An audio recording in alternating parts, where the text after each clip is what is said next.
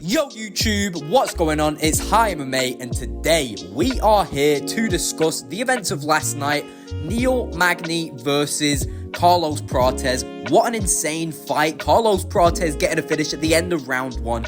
Insane KO, absolutely flatlined Magny as I was expecting and as I predicted. Now, I have a couple things to talk about this video. We're not just focusing on Carlos Prates. We are also going to be making some early predictions for UFC 309. Well, I say early predictions, but we are basically in fight week now. So these are my predictions. The card is kind of weak, so I'm not going to be doing a full card prediction like I did for UFC 308. But without further ado, let's stop fucking sitting around with our dicks in our palms and let's get straight into the fights. The first one we are talking about today is, of course, Carlos Prates versus Magny.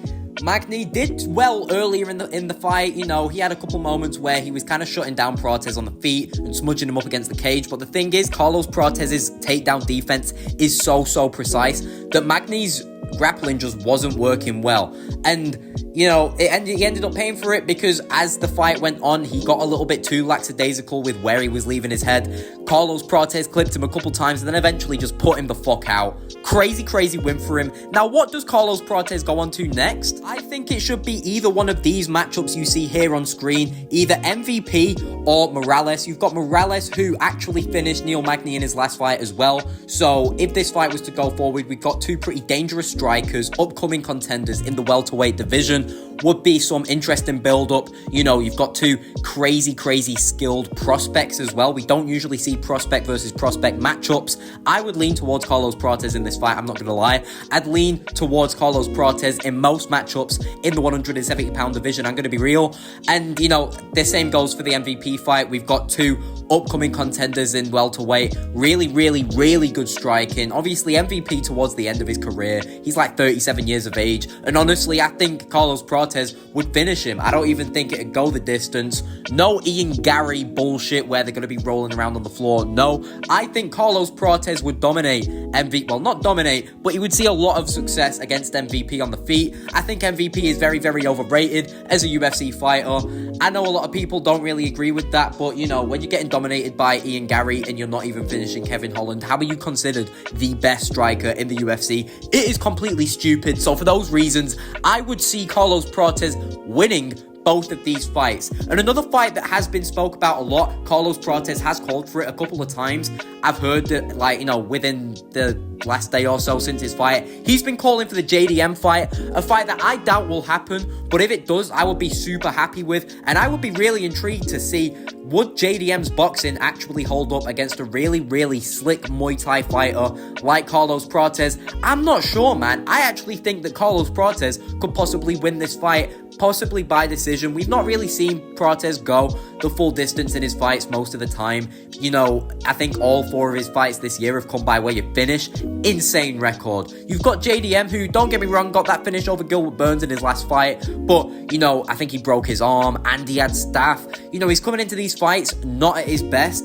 Would he do that against Carlos Prates? Because if he went in there against Prates with a broken arm and staph infection, he would get murdered in the cage. That is exactly what would happen. So I'm not too sure what to expect if this fight gets announced, but like I said, I doubt it will. But early prediction from me, I might lean towards Carlos Prates by decision, boys. But there's nothing more I can really say about this fight, so let's keep moving through the topics I want to talk about today. The next fight we are talking about is Rener de Ridder, I think you pronounce his name. He took on JM3 last night. He was the one championship champ, double champ actually, that came over. This was his UFC debut, and honestly, it was kind of anticlimactic. It was very disappointing, I'm not gonna lie. He didn't really do that good against an old crafty vet like JM3, where if he was gonna be a double champ with aspirations of becoming a double champ in the UFC as well, he should be absolutely destroying someone like that. His style was very reminiscent of Dricus du Plessis, but it just wasn't as good, and I feel like that finish actually was kind of lucky. Don't get me wrong, it's clear that he has a good ground game, but he was so gassed out that if JM3 managed to slip out of that, we wouldn't have been surprised. Good for him to actually get the finish, though, because that fight would have looked even worse if he would have come away with a decision. Now, what is next for him in the middleweight division? I don't really think we should be throwing up there in the rankings or anything. Maybe if he went out there and absolutely demolished JM3, then we could consider it, but he didn't. So I think a realistic next fight should be Christian Leroy Duncan. You know, you've got CLD, who's coming off of a loss to Gregory Rodriguez, you know, and CLD, here's the thing, man. He's an alright contender. He's not the best, but he's not the worst. He's outside of the rankings, and we know he has some talent. We know that de Ridder has some talent, probably more talent than CLD, and CLD is someone who's known for his striking. De Ridder just got a submission win. Maybe we could see de Ridder start to put together a little bit of a win streak, maybe a little bit of a submission streak. That's the kind of thing he needs to be aiming for going forward in his UFC career. So I think a really good fight would be Christian Leroy Duncan versus de Ridder. Not much more I can say about this guy because, like I said, you know, he was kind of disappointing and he just gassed out really fast. Really embarrassing for him in his UFC debut, and then he went on to just chat shit about one championship in his post-fight press conference. Not much more to be said about him, so let's move on to UFC 309. The first fight we're going to be talking about from this card is the main event, Jon Jones versus Stipe Miocic. Probably the least anticipated fight in the UFC, and it has been the least anticipated fight in the UFC since Jon Jones called out Stipe Miocic about 2 years ago when he beat Cyril Gane in his heavyweight debut. Listen, boys, I'm really not that interested in this fight. I think it's going to be a really dominant win for Jon Jones. I think he's going to get Stipe Miocic to the ground and submit him within either the second or third round. I think that the first round is going to consist of a little bit of awkward stand-up from the pair of them, because you know what? Just while we're on the subject of the stand-up, I want to say something. I see a lot of people saying, oh, Jon Jones might suffer, you know, he might see, you know, problems in the boxing department against Stipe Miocic. You have to remember, Stipe Miocic has been out of the cage for how long now? He could barely fucking walk. He limped into a UFC event like 2 years ago. What makes you think he's going to hop, jump, and skip into the UFC 309 just because he's booked in a fight? I don't think we're going to see a really good Stipe Miocic here, nor do I think we're going to see a really good Jon Jones. I think we could possibly see a better Jon Jones than we saw against Cyril Gane. I actually think the Jon Jones we saw against Cyril Gane wasn't that good. You look at him on the feet in the early moments of that fight, he was not looking good at all. And when it got to the ground, he seemingly demolished Cyril Gane out of nowhere. And he's actually weighing in a lot lighter in this fight, so we might see a little bit more of dynamic striking from Jon Jones, maybe some of the classic knees, oblique kicks, elbows, that kind of thing is what we want to be seeing. But like I said, I don't think that he's going to see much success on the feet anyway. I don't think either of these two are like the best strikers in the heavyweight division anymore. Not when you've got the likes of Cyril Gane, Tom Aspinall, and whoever the fuck else at the top of the division. This is just a legacy Mickey Mouse fight, and we know who the real champ is, who's getting ducked. It is Tom Aspinall, bro. Tom Aspinall, who has defended the interim championship. It is absolutely laughable that that has even had to happen. You know, think about it. The interim means he's just there waiting for when the champ comes back. How long is the champ going to be gone for? You know, we've seen people in the past, such as Jamal Hill. You know, he takes an injury while he's got the belt. He vacates and lets the division carry on and move forward. Jon Jones didn't want to do that. He wanted to keep hold of the belt so he can have this scruffy little fight with Stipe Miocic right at the end of his career and probably retire right afterwards. Let's be real here. We know that we've saw him talking about the Pereira fight, even though honestly, if that fight happens, which I doubt it will, Jon Jones is going to submit Alex Pereira, bro. I'm sorry to tell you, Alex Pereira is going to be slower at heavyweight with all of the bulk, and I don't think his power is really going to be that much that it's going to affect Jon Jones. You know, fucking Khalil Roundtree, a small light heavyweight, just went fucking 4 rounds with him. We've got Jon Jones, who is a big guy. You know what I'm saying? I don't think Jon Jones is the kind of guy who's going to get finished against Alex Pereira, and I would see him submitting him.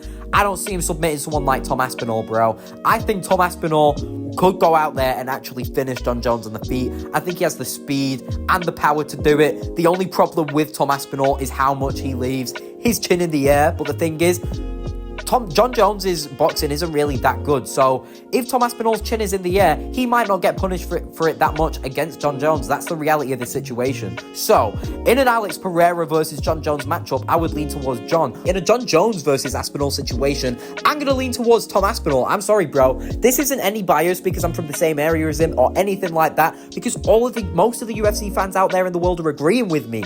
We all think that Jon Jones is towards the end of his career and that he should just, stay true to his legacy and being known as the greatest of all time and fight the greatest in his division right now in Tom Aspinall. So there's not much more I can say about Jon Jones and everything going on with him this week so far. So I'm going to move on to the next fight I want to talk about today, which is Charles Oliveira versus Michael Chandler. Now, first things first that I want to say about this fight, I feel like it's a lot closer than people care to think about. I think there is a lot of Charles Oliveira fans out there. We all know this, probably the most loved lightweight contender potentially of all time. Everyone loves Charles Oliveira. I love Charles Oliveira. We all want to see him win. But the fact of the matter is, in the first Michael Chandler fight, Chandler saw a lot of success in round one. He dropped Charles. We know that someone like Chandler with all of his strength might be able to bully Charles a little bit. You know what I'm saying? I'm not saying that he's going to completely dominate him, but I'm saying in moments we might see him dominate a little bit in the clinches, while he's diving for legs. I know that Charles has insane BJJ, but, Chandler coming from his wrestling background might see moments of success. Not complete ground game success, but moments, You've got someone like Charles Oliveira who's just been beaten by two wrestlers in Islam Makhachev and Arman Tsarukyan. If he has any weaknesses, it is wrestling, pure wrestling. And Chandler's wrestling isn't all that bad. We've seen him do fucking pistol squat takedowns before, bro. And we know that he has power that people like to ignore a lot, I think, just given the fact that he isn't really that good in the UFC. Let's be real. He lost to Gaethje, he lost to Poirier. Yeah, well done, you beat Dan Hooker. But it wasn't that good, was it? And you've just been out 2 years running after Conor McGregor and then not even getting the fight. A lot of people are counting him out due to the inactivity as well. And honestly, I think the activity bias is a real argument. You've got Charles Oliveira, who didn't necessarily look that bad against Arman Tsarukyan. But the thing is Charles has always been a little bit chinny, and he has always had to have moments to recover in his fights. And I just feel like as his career goes on, eventually he's going to reach the point where the recovery just isn't there anymore, and he gets punished badly, similar to what happened to Tony Ferguson against Justin Gaethje. You get punished badly for relying on your recovery just a bit too much, and then it all goes downhill. That is potentially what could happen here. It is potentially what could happen to a lot of contenders from Charles Oliveira's time period. Your Max Holloways, he just got finished by Topuria. We don't know how the future of his career is going to go now. You see what I'm saying with this argument. Now, all of that being said, I can see the argument why most people are leaning towards Oliveira, and I think there is a massive argument for the opportunity for Oliveira to choke out Chandler early round 2, similar to what he did in the first fight. But you know what? I'm not going to count out a round 1 TKO finish for Michael Chandler. I'm going to keep it real with you all here. I haven't really chosen my final prediction yet on this fight. That will be in a video being released at some point this week, so keep your eye out for it. But this is all I can really say about this fight so far. So I'm just going to move on to two fighters that I want to close out this video I'm talking about, and they are Bo Nickal, one of the prospects that are going to be fighting on UFC 308. He is taking on Paul Craig, a household name in the UFC, beaten some really good names. He's beaten Ankalaev, he's beaten, what's his name? Jamal Hill. I'm pretty sure he's beaten Krylov before, but don't quote me on that. I might be spitting complete bullshit here. But you know what? It's Paul Craig, a really, really good BJJ artist. One of the best in the game in terms of BJJ, but in terms of everything else, one of the worst. In his last fight, he got absolutely destroyed by Caio Borralho, if I'm not wrong. And he has another dangerous contender taking him on here in Bo Nickal. Not dangerous in the same way as Caio Borralho, though, because Bo Nickal is more of a wrestler, a really good wrestler at that. And he's coming off a win against Cody Brundage, if I'm not wrong, at UFC 300. I don't think we've seen him since then. And if we have, it must have been a forgettable fight, because I'm not remembering it. Hopefully, this fight is a little bit more interesting. I think he's probably going to get the TKO win over Paul Craig. Don't get me wrong, Paul Craig has the ability to beat quite literally anyone with his BJJ. But I just think in a fight where you've got Bo Nickal, who's going to be coming in as a huge, huge favourite, and, he's not lost yet, and he's got that huge, really, really impressive wrestling background, and wrestling being the best base for mixed martial arts in my opinion. I think we're going to see Bo Nickel go out there and deal with a quite good contender in Paul Craig. Round 2 TKO is my prediction.